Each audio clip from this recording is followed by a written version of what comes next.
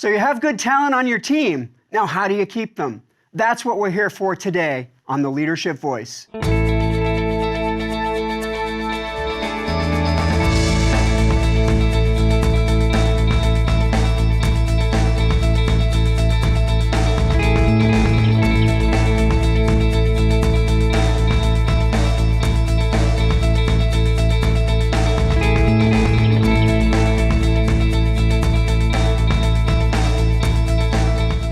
Welcome to The Leadership Voice. I'm your host, Jay Barbuto. Today's show features talent retention and what organizations around the world are doing and need to do in order to keep their best people. Joining us today will be Regina Johnson, Global Head of Human Resources at Western Asset Management Company, and Tom Capizzi, Vice President and Chief Human Resource Officer for CHOC Children's Hospital. We also have a special leadership lesson being delivered by Professor Lorenzo Bizzi. But let's start things off with today's quote of the day. Today's quote comes from Richard Branson. Success in business is all about people, people, people. Whatever industry a company is in, its employees are its biggest competitive advantage. Our first guest today is Regina Johnson. She serves as Global Head of Human Resources at Western Asset Management Company, LLC. As the Global Head of Human Resources, she oversees all aspects of human capital management for the firm. Ms. Johnson joined Western Asset in 2017 and serves as part of the firm's management committee. She brings more than 19 years of experience in global human resources with specific industry expertise in financial services, technology, and data analytics. She also serves on the advisory board for Cal State Fullerton's Mahalo College of Business and Economics, as well as lead with Moxie. Ms. Johnson earned her bachelor's degree from the University of California, Berkeley in psychology and holds a master's degree in organization management from the University of Phoenix. Please welcome to The Leadership Voice, Ms. Regina Johnson. Thank you so much for having me, Jay. Regina, it's great to have you on the show. Maybe we could start if you could share a little bit about your career journey and how you eventually came to be in your current role. Absolutely. So when I think about human resources, it was not my first choice. I landed in financial services and recruiting at Bank of America and during the dot-com phase. And that was a wonderful experience to be able to understand about the business, about talent, and how companies actually work and operate. From there, I've been able to progress in my career as a human resources business partner, helping organizations transform, dealing with really big challenges in terms of growth, mergers and acquisitions, but then also what does it mean around developing and sustaining their talent as it relates to people.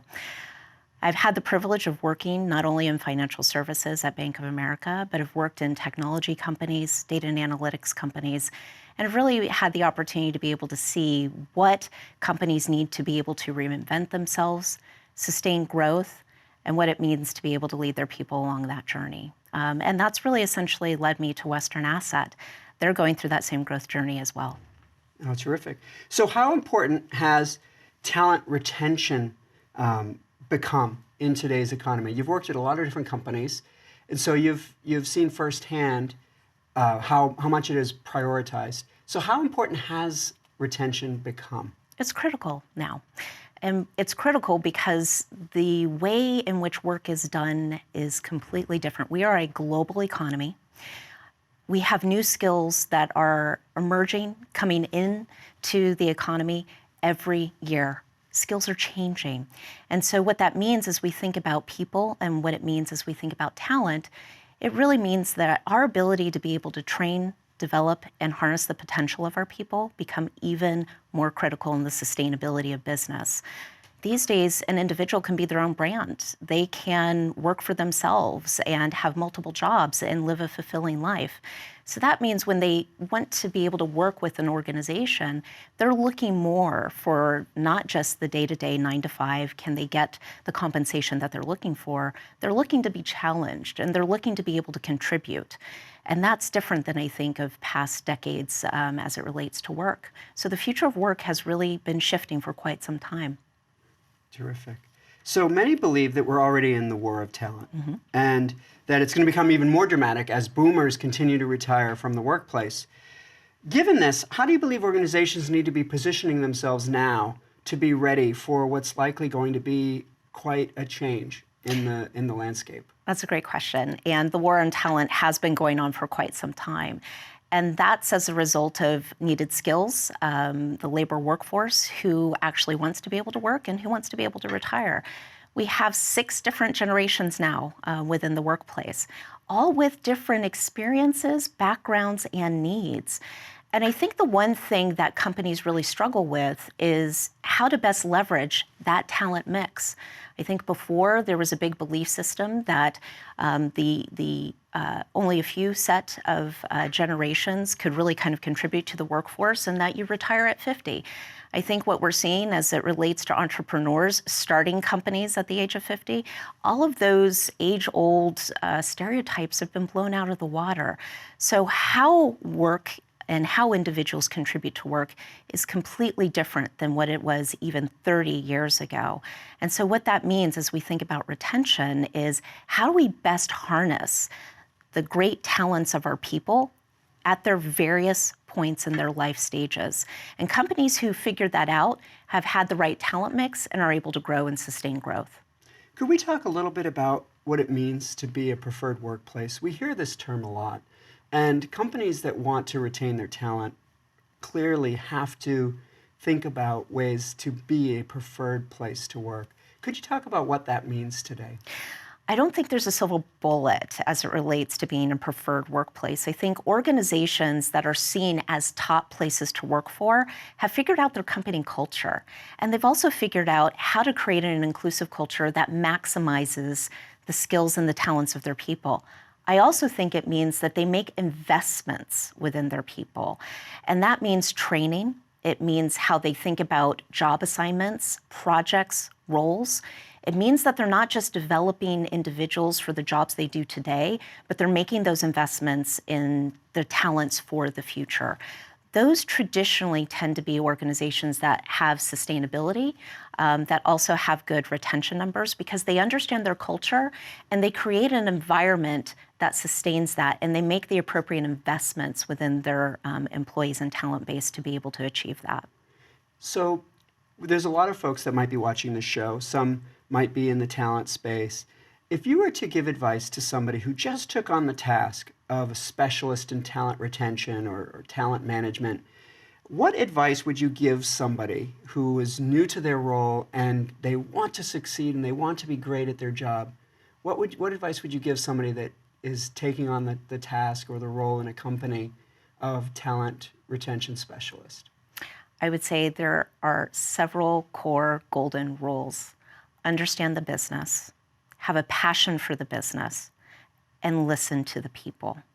If you do those 3 core things, you will understand the real inner workings around how the business has been successful, where it needs to go, but also where the people who are contributing to the success of the business have those effective needs.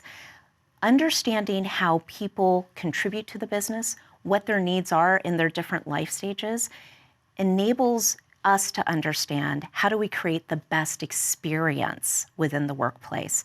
And companies that understand on creating the best experience, whether they are onboarding coming into the organization, they're brand new, or whether or not they just received a new promotion, whether or not they're having a major milestone in their life and they're looking at having some flexibility, or they're starting to think about retirement. Those are all different experiences in which a company can create an effective way to meet the needs of the people, but also meet the needs of the business. So I think if you focus on those 3 core things, you'll be very successful. Okay, that's wonderful. Regina, you've given us some great things to think about and some great advice for our viewers to chew on when it comes to talent retention. Now, you're going to stick around because we're going to have some Q&A, and you'll be back with our other guest to answer some of those questions as well, right? Yeah, I will. Terrific. And now it's time for a featured segment of the Leadership Voice. It's today's Did You Know? 2.5 million Americans quit their jobs every month, and the majority of turnover occurs in the first year of employment. This means that if your company wants to cut down on turnover and keep its best people, you'll need to make sure that the onboarding and first-year experience of your employees are good ones.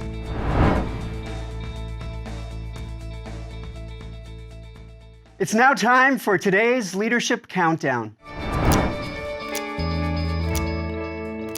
Today we bring you some tips for improving talent retention. One key to improving retention is to evaluate current tactics like recruiting, employee onboarding, and overall company culture to promote talent retention. We have 5 areas to focus on to improve in this area. Number 1, we have employee recruiting. A bad hire causes turnover. When you're going through the interview process, do you get the sense that a potential candidate is a job hopper? Maybe expectations were misread? Maybe someone hired didn't have the skills needed? Sometimes employee retention is about getting the right people to join your team, and failure to do so becomes a retention issue. Number 2, we have employee onboarding. How you welcome and integrate new employees into the organization goes a long way towards their eventual retention and turnover. Does your company have a good onboarding process? It needs to if you want to keep your best people. The third method for promoting talent retention is employee engagement. Creating the right culture goes a long way to attracting and retaining strong talent. In a study by Towers Perrin, engagement, or lack thereof, can be directly related to turnover. 66% of highly engaged employees reported they had no plans to leave their company, compared to 31% of disengaged employees who are actively looking for new work. Improve engagement, and you will reduce employee turnover. Number 4 is employee training. Training is a great way to show that you are invested in your employees. Training can range from career development opportunities to financial wellness programs. By showing that you are invested in your employees' professional and personal lives, you are encouraging loyalty and engagement. And finally, the 5th way to promote retention in the workplace: pay well, or pay differently. It's no secret that many employees look at pay as an indicator of their happiness at work. The moment an employee is unable to pay their bills or live a comfortable lifestyle, they will instantly think to themselves, is this the job for me? But many companies have found ways to be creative to promote employee loyalty. On-site health, on-site dry cleaning, on-site daycare, on-site fitness centers, on-site affordable restaurant. Perhaps there are other services that your employees may find to be of great benefit. Pay can take different forms, and many of these fringe benefits promote employee retention. So there you have it, 5 areas your organization can focus on to improve talent retention. Please stick around. We have Tom Capizzi in the studio, and we'll be right back after this commercial break.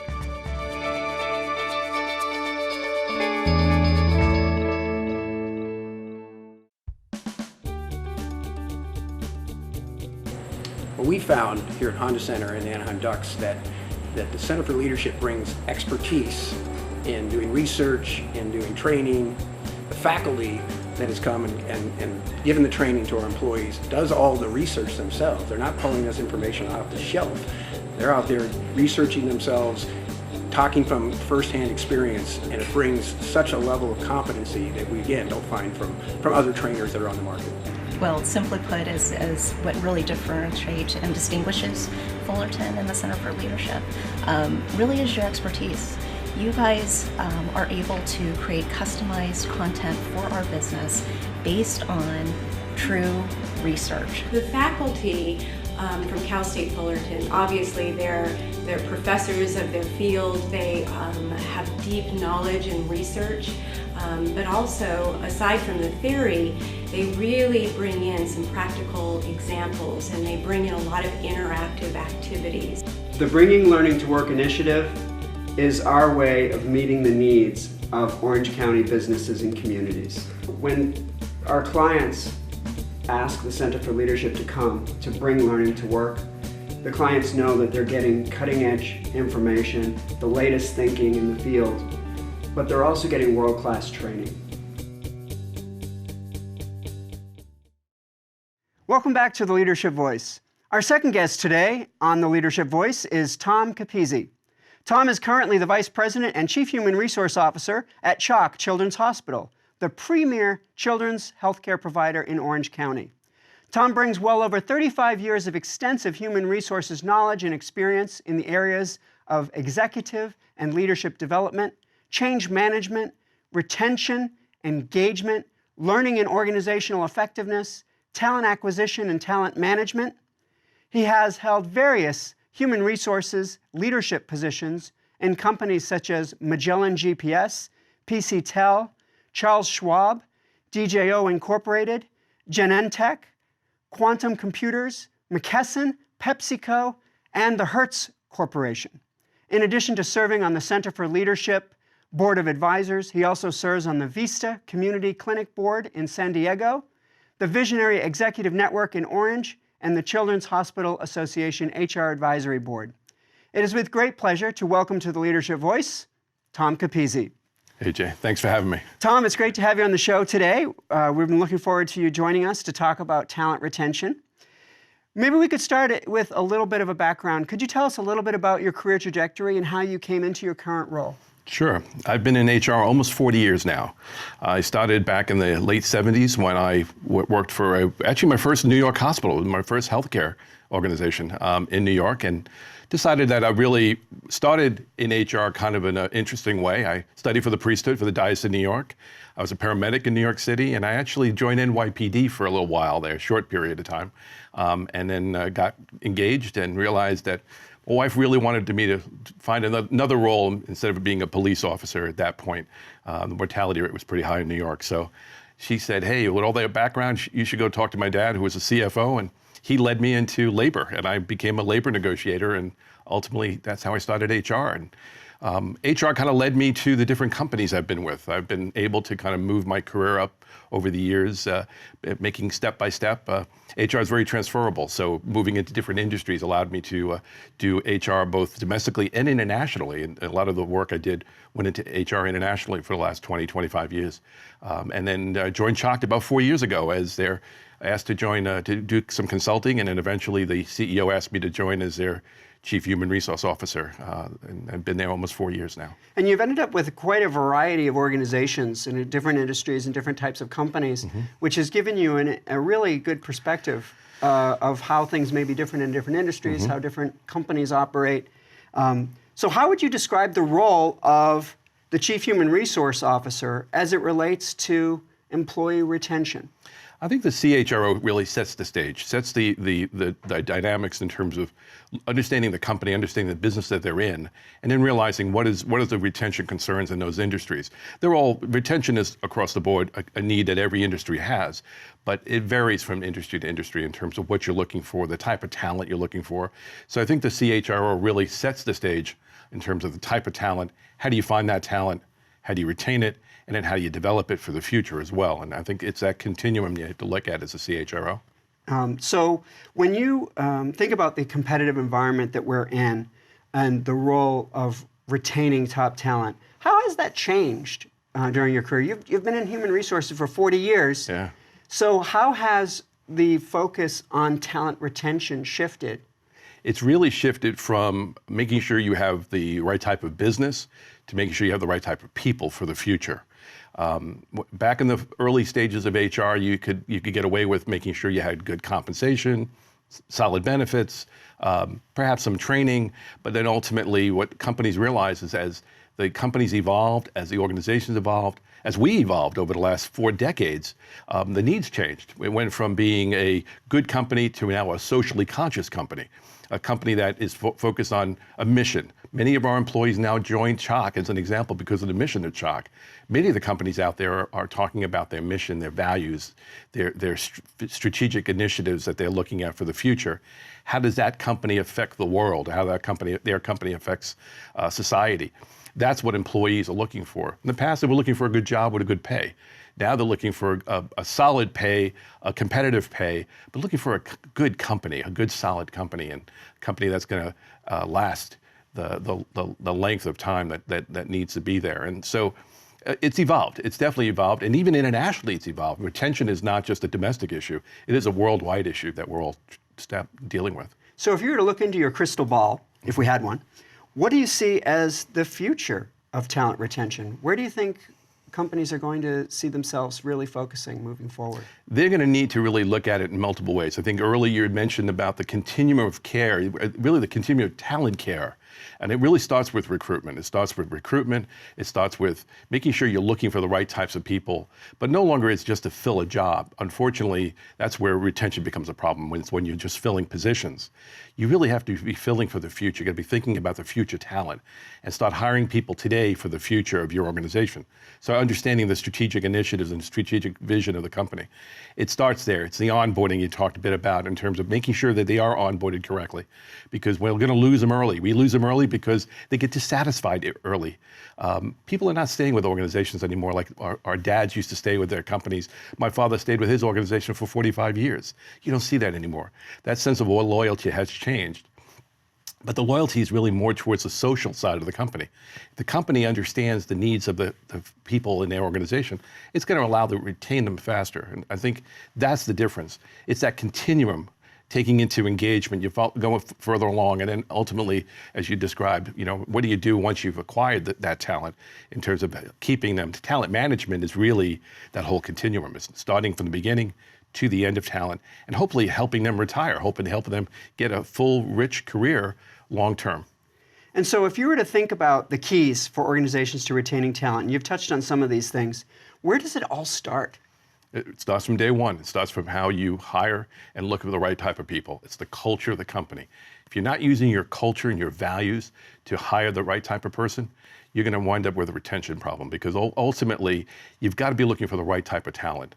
Once you do that, I can then develop the talent with talent management, succession planning, really start thinking about some of the things we did at CHOC, around CHOC University. We created a university within a university structure to develop our future talent, our current talent, which obviously needs further development, and looking for the future talent. In healthcare is evolving. And the type of healthcare professionals we need to go after is changing dramatically. There's definitely a shortage of healthcare professionals. So I've got to start thinking about how we develop the future. On a lot of this, how do I keep my talent? I redevelop them, I retrain them, I give them better skill sets and help them evolve their jobs, their positions. And that I think is the opportunity that we have going forward. Yeah, and it sounds like if an organization is already operating in a purposeful environment, they're going to have some advantages. Absolutely. You've got to be proactive. Retention really there's a reactive retention and a proactive retention. Many companies go to reactive retention, which unfortunately sometimes is too late. I already have another job. I already have picked that phone up. I'm already unhappy with my career track. Being proactive is the way to go. And as an organization, you have to be proactive in this war on talent, which we really are in the middle of a war. I think Regina mentioned earlier the dot-com wars. We were all dealing with the dot-com wars in the early 90s. We are in that stage again. We're in another war again when it comes to talent.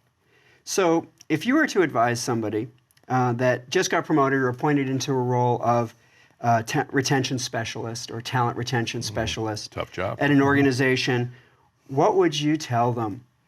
I tell them, hold on tight. It's evolving. It's a tough job. It's going to get exciting because you have to think about it. It's no longer just thinking about one area of retention. You got to be thinking about multiple areas of retention, starting with the type of people you're bringing on board, and then following that continuum all the way through. Are we providing the right type of benefits? Benefits have changed dramatically from the beginning, 40 years ago to now. Are we giving them the type of environment they want to work in? Are we helping understand what their needs are? And as a talent specialist, I think you have to understand your business, but also understand the psyche of the people you're bringing on board. So whether they're multi-generational, the millennials, they're Gen Xs, whoever they might be, each one of them have unique needs. And I think the talent specialist needs to understand that going in there and understand that job. It's a great job. It's a very diverse job. I think it's an exciting job to be a part of. Oh, that's terrific. Well, Tom, I want to thank you for being on the show. We're going to stick around because we have Q&A. We'll have you and Regina back, and we're going to take questions from the audience. Great, look forward to it. So we'll be back here in just a moment. It's now time for a featured segment of the Leadership Voice. It's today's leadership example. Today's episode is all about retaining talent in your organization. So with a little help from Fortune.com, we bring you 30 companies that put employees front and center, better so than any others, as we bring you the Human Capital 30.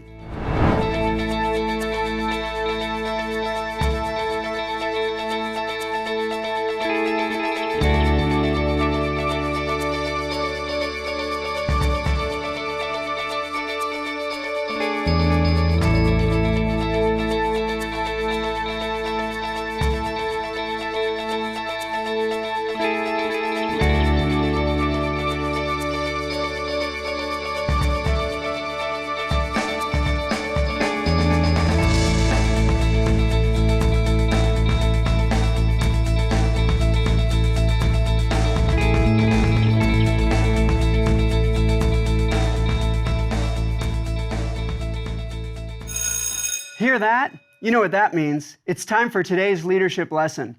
Today's leadership lesson is being delivered by Professor Lorenzo Bizzi. So let's take 3 minutes to learn about the retention of talent. Hello, I am Lorenzo Bizzi, and today's leadership lesson revolves around a key question for executives. How can I retain my top talents? The easy answer would be give them more resources, pay them more than other companies, give them more benefits, better working hours, or more vacation. If you pay them less than other companies, why should they stay? This is an easy answer and a wrong one as well. If you pay employees more than competitors, the benefits of higher retention will be eroded by higher labor costs. And in the long run, your company will not benefit. The real question is, how do I retain my top talents without having to spend more than other companies, therefore contributing to the reinforcement of my competitive advantage? There are 4 recommendations that answer this question. First, research shows that there is one thing that new generations, especially millennials, value more than compensation: flexibility. The opportunity to adjust working hours and the possibility of working remotely whenever feasible. There's a misconception that if I leave my employees at home every now and then, they will be less attached to the organization and more likely to leave. Evidence shows that this idea is wrong, especially for new generations. Giving employees flexibility will paradoxically make them more attached to the organization and less likely to leave. Second, create a social environment that will generate attachment to your organization. We spend a lot of our time inside organizations, and most of the people we interact with on a daily basis are our colleagues. If work relationships are collaborative and positive, employees will develop social capital inside the organization. The organization will not only be the place in which they work, but also the place in which they have friends. If employees have friends in the organization, they will be happier to work. They will collaborate better, and at the same time, they will perceive highest cost for leaving the organization because they don't want to leave their friends. Create occasions for employees to develop social relationships. Third, don't focus on trying to retain all your employees. That will be cost inefficient. Focus on identifying the best talents of your company and create a leadership development program exclusively targeted at them. Have all employees or managers nominate the best employees and develop a program that will make them learn how to succeed specifically in your organization.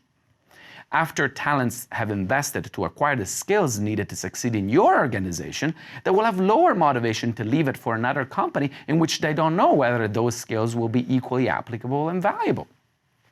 Fourth, constantly measure engagement of your employees to find out those who are more at risk and target them with specific initiatives to retain them, such as, for example, job enrichment. A major problem of most organizations is the assumption that your best employees are also your most engaged ones, and therefore the ones most likely to stay. Your best talents are also the ones that could more likely to find jobs elsewhere. So it's fundamental to constantly monitor their level of engagement and identify early signs of dissatisfaction before it's too late. By following these 4 recommendations, you'll be able to better retain your top talents and fuel the growth of your organization. I am Lorenzo Bizzi, and this has been your leadership lesson. Thank you, Professor Bizzi, for that insightful leadership lesson. It's now time for the Leadership Voices Q&A. Viewers, do you need some leadership advice? Well, you've come to the right place. Every show, we take questions from you, our viewers, and answer them right here on the show. Today, we have 4 questions for our guests. Thank you again to our 2 guests, Tom and Regina, for helping us field today's Q&A questions. Our first question is for Tom Capizzi, and it comes from Dave in Yorba Linda, California. Dave asks, do you think that employee demands and expectations are getting out of hand? Well, you know, it's evolving. I think what's happening is a lot of employees are now beginning to start thinking about other ways of, new benefits, new ways of looking at compensation, expectations of promotability happening within 6 months. Some of that, yes, some of that is getting a little out of hand. But I think as an employer, I think you need to understand that and address it in your culture, address it in your planning in terms of workforce planning. Even address it in your compensation and benefit programs and say, okay, we heard you. Instead of saying no, we say, well, we've heard you, and now let's think about what we can do realistically as an organization, as a company, to address those needs. All right. I would agree with what Tom shared. I think when we hear people making the ask, there's usually a broader why behind the ask. And I think the ability to understand what's behind some of the ask helps us as a company and as a firm really start to address more of the needs directly. We won't be able to solve for everything. Employers can't, right? But we can try to create the best environment possible within the culture that has been established and based on the vision and the growth principles. But I would tend to say it's about active dialogue, understanding the why, and trying to address what you think are reasonable root causes. So collectively then, employees are not getting out of hand then, their requests? They're getting a little more involved. They're getting a little bit more. We're seeing more. I would say diversity in their needs. It's an active discussion. Absolutely. And that's what I think is really the point, is that these conversations are actually happening now. And that's a good thing, because now you're actually hearing the voices of people, whereas before you may not have. And that you can work with. I totally agree. Terrific. So our second question is for Regina Johnson, and it comes from Madeline in Carson City, California. Madeline asks, is the war for talent crossing national borders? Are we going to be competing with other countries for talent? How has internationalism changed the game? I would tell you it has already been changing the game for quite some time. We have been the beneficiary in many instances of global talent coming to the U.S. over the past several decades. What we are now seeing, though, is some of that talent now making their way back to home country. I think the bigger thing to think about is in the next 20 years, we know that our gross domestic product globally is 40% of it is going to be contributed by emerging markets. That's outside of North America, that's outside of traditional Europe. And so that then means we've got new businesses, we've got new opportunities that are not necessarily always going to be here within the United States. I think the thing for companies as well as people to be thinking about as it relates to this is, what opportunity does that afford all of us? We sometimes always believe that everything has to be here, and that's not necessarily the case. You can have globalization, you can have business growth, and global economies can thrive as a result. And so what I would say is globalization is here, it's here to stay. I think what we need to be thinking about is, how do we engage and how do we actually actively participate in it, knowing that we are one of the leading economies in the entire world. We have a lot to contribute. There's a lot of concern about out-migration, we'll call it, in terms of losing talent internationally now, not just nationally. As Regina said, we've been looking for talent for the last couple of decades now internationally and been bringing it in. Today, I bring talent in worldwide for doctors as an example. I have to look internationally for the types of doctors, the types of talent in healthcare. But we're losing that talent also because companies are getting smart. Global companies now providing, and the opportunity to go internationally is a kind of an exciting opportunity for the young employee who really wants to kind of go see Paris, go work in London, go work in an area where in the last couple of decades you didn't have the chance. Companies are getting smart now. They're using that as an opportunity, as a benefit to attract some really key talent out of the US to go work in South America, go work for a while in North Africa, in those areas. So we really have to address that as employers. We've got to get smart and make sure that if we're losing talent that way, let's understand why we're losing talent and let's deal with that in terms of addressing that. Companies that don't have international sites really can't do that. What they can do is reinforce what they have here domestically and hold that talent here so there's less of that out-migration happening to the international sites. But it is a global world. There are no borders anymore when it comes to talent or even retention. It's global. That's terrific. So our third question comes back to Tom Capizzi, and it comes from Lee in Stanton, California. Lee asks, people say millennials are quick to leave a company. How do you think it is perceived when a person has several job changes during the first 5 years of their career? Does this change in light of the competitive marketplace? I think it does. Unfortunately, I think millennials have gotten a bad rap about, one, leaving too quickly, not being promoted fast enough, and it is happening. They are moving faster. They are actually, if you see someone leaving and on a resume that they've left in the last have gone to 3 or 4 companies in the last 5 to 6 years. In the past, even my past, 25 years ago in HR, I wouldn't even looked at you. I would have said, no, this is a jumper. We're not even going to look at a jumper. We don't look at that anymore. We look at people and we say, okay, what did they do? Why did they make those steps? Did they learn from the companies they were growing from? And did they move on and actually propel their career? So it's become a little bit of the new norm, allowing that movement faster. Back in the old rent-a-car days, we made it was easy for people to go from Hertz to Avis, back to Hertz, and even to National. It was actually promoted because you learned the industry that way. I think the same thing's happening now in industries now, where as long as we have an open door and you leave on good terms, the beauty of it for me is I know I have an opportunity to bring you back to me. So go to get experience. I may not be able to make you a leader today. Go get some of that experience, but I'm going to leave my door open so you can come back. So yeah, I believe the millennials are speaking about that type of movement, but as an employer, I need to have my door open to bring them back in and embrace them back as a more solid employee by doing that. I would add to what Tom said in terms of the millennials have gotten a bit of a bad rap for that. They've also created a bit of a catalyst. If you look at other generations, they're taking note around what kind of a work experience am I getting?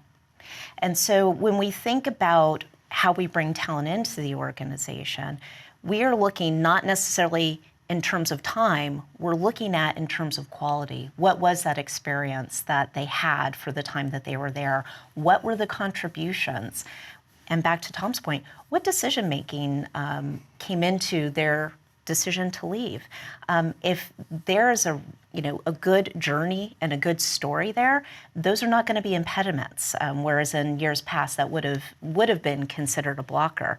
But I would say millennials have opened up the conversation with other generations to really kind of ask around what is the quality of the experience, what is the quality of the contribution, and does it just mean time and chair? I don't think experience is no longer about time and chair anymore. Right. It is about the contribution and the outcome. Great. Thank you both. So our fourth question comes back to Regina Johnson, and it comes from LaSalle in Covina. LaSalle asks, what should companies start doing now if they want to be able to keep their best people?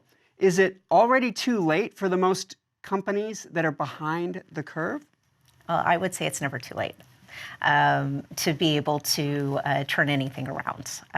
So if you're an organization that has potentially not made investments in your folks, maybe you don't understand the needs of your people, you don't necessarily have a vision, start it. Take the action. Just by taking the action in and of itself will be a signal to the people that you want to be able to hear their needs, have a vision of the organization growing forward, and creating that alignment. Because for many people, as it relates to retention, if they can see a road ahead and they know that they want to be able to contribute to that, and they also know that the company wants to be able to invest in its people, you will see retention as it relates to that. So I'm going to be the optimist and say it's never too late. I think it's only too late for companies that choose to kind of bury their heads in the sand. Yeah, I would agree with Regina. It's not too late. But you've got to take a concerted effort. You've got to, as an employer today, ask the right questions and go ask those questions of your associates, of your employees. Talk to them. Ask them what's going on. Ask them about their experience so far. As you hire people, follow up with a 90-day, hey, how did that onboarding go? Follow up with the recruitment. Did you feel like your recruitment went well? And that's where it leads into that engagement. And engagement, both new employees, especially when you're losing people for the first couple of years, which is the highest point of our turnover, we're obviously missing something. So if you're not asking the questions as an employer, you're not going to be able to fix it. And so I think it's not too late, but you got to start asking those questions now and start preparing your employees today. So you're saying that the best time to think of these things would have been maybe a few years ago, but the second best time would be right now. Right now. Right now. And so I want to thank you both for being on the show and helping us answer questions from our audience. We had some great questions today and also some great wisdom and information shared. If you have a question or need advice, send us your questions here to the Leadership Voice by email, leadershipvoice@fullerton.edu, or by Twitter @CSUF_leadership. Well, I think that's all the time we have for today's show. Today we talked about talent retention and learned many tips and strategies that your organizations may embrace to combat the talent exodus that is pervading many organizations, as the war on talent has taken full swing. Thank you to our guests, Regina Johnson and Tom Capizzi, for joining us to shed light on talent retention, and a special thank you to Professor Bizzi for delivering today's leadership lesson. Join us each episode of the Leadership Voice when we bring you more insights into business leadership. I'm Jay Barbuto, and on behalf of the Center for Leadership at Cal State Fullerton, we'll see you next time right here on the Leadership Voice.